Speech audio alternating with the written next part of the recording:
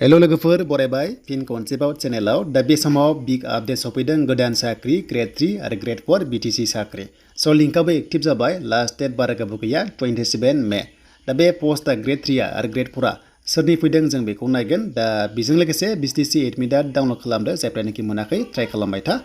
online application only four fix Pay कन्ट्रेक्चुएल जोबोर मोजां update सफैदों आरो बिनि लिंकआबो एक्टिभ जाबाय स' ग्रेड 3 आरो ग्रेड 4 गोदान साख्रि जों बेखौ नायगोन जे बेयाव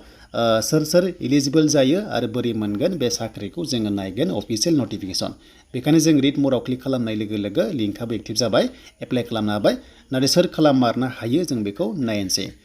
दा बेनो जाबाय अफिशियेल गाइडलाइन्स बे जाबाय अफिशियेल नटिफिकेशन रिलिज खालामबाय वेबसाइट CSB आव बेनिफ्राय बैसोआ 50 इयार्ससिम बेयाव हागोन 1 जानुवारि 2025 खौ लानानै 50 इयार्स ओरैनोबा गुबुन जबाव 45 इयार्ससिम हायोमोन ST फ्रा स' बेखौ बेयाव बुंदों एन्ड दानिया सेकेन्ड नाम्बारा मोस्ट इम्पर्टेन्ट बेनो जाबाय आदार कन्डिसन दङ बेनो जाबाय फिक्स पे कन्ट्रेक्चुएल एमप्लयिज अनलि वर्किं इन भेरियास BTC गेस्ट हाउस होनना बुंदों आरो लोगोसे गुबुन गुबुन दङ आरो डिपार्टमेन्टआ बेयाव माने बाथ्रा जाबाय गोरलै बाथ्रायाव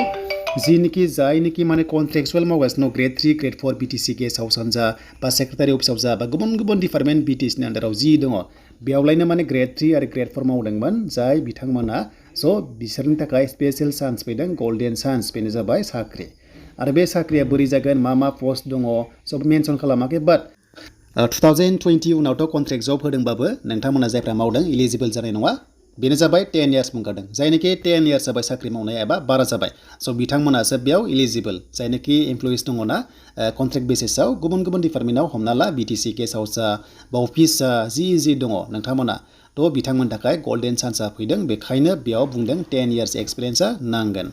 दा बिनि लास्ट डेट 27 मे लिंकआ एक्टिभ जाखाबाय दा बेखायनो गासैबो डकुमेन्ट्सखौ ID प्रुफखौ नोंथांमोना साबमिट खालामनांगोन अनलाइनाव स्केन खालामनानै आपल'ड खालामनांगोन बेनिफ्राय माखासे टार्म्स एन्ड कन्डिसनबो दङ नै माखासे एड नाम्बार दङ बाइट नाम्बार दङ CSB BTC/ बिदि दङ आरो बेखिनि 3 एप्रिलाव बिथांमोना एप्रुभ खालामदों जानांगौ बेखौ बेयाव होनदों दा बेनो जाबाय गोल्डेन चान्सआ बेनो जे बै समनि सरकाराव जायफ्रानोखि कन्ट्रेक्चुएल जब हमना ला मावदोंमोन जेरै BPF सरकारा बै समाव दंमोन 2020 नि सिगां नालाय 10 इयार्स सिगां थ' जायनोखि मावदोंमोन गोबां मोजां चान्सआ बेनो जे नोंथांमोना ग्रेड 3 ग्रेड 4 साख्रि मोननो थांगासिनो दङ पस्टखौ मेनसन खालामाखै मा दं बेसेबां दङ भेकेन्सिया नाथाय मोजां चान्स आरो लोगोसे मोनसे रुल्स होखादों 2017 नि बेयाव सेलारिया बे थांगोन आरो हमना ला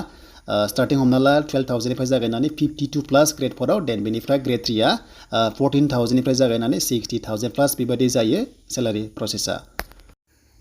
नाथायबा मोनसे बाथ्रा पस्ट भेकेन्सि बेयाव बा ब्रेकआप पस्ट होनाय जायाखै जे मा पस्टआ मा दङ डिपार्टमेन्टआ मा दङ बेखौ बुंनाय जायासै जियानो जा बिनि सायाव फार्दार नटिस फैयोबा नोंथांमोना मोनफिनगोन चेनेलाव देन लास्टलि गोबांथार कमेन्ट्स फैगासिनो इउथ्सफोरनि बेनो जाबाय एग्जाम माब्ला जागोन फरेस्टनि रिजाल्ट माब्ला मोनगोन ग्रेड 4 रिजाल्ट माब्ला मोनगोन GT PGT माब्ला मोनगोन दा बेनि सायाव अफिसियेलि आपडेट फैथ'वाखै साडेनलि बेबादि वेबसाइटआव फैनो हागौ जेब्लानो फैगोन बड' जब इनफो इउटुब चेनेलाव मोननो हागोन बेखायनो जायफ्रा गोदान चेनेलाव साबस्क्राइब खालामना ला जाहाथे लेटेस्ट आपडेट नोंथांमोना मोननो हायो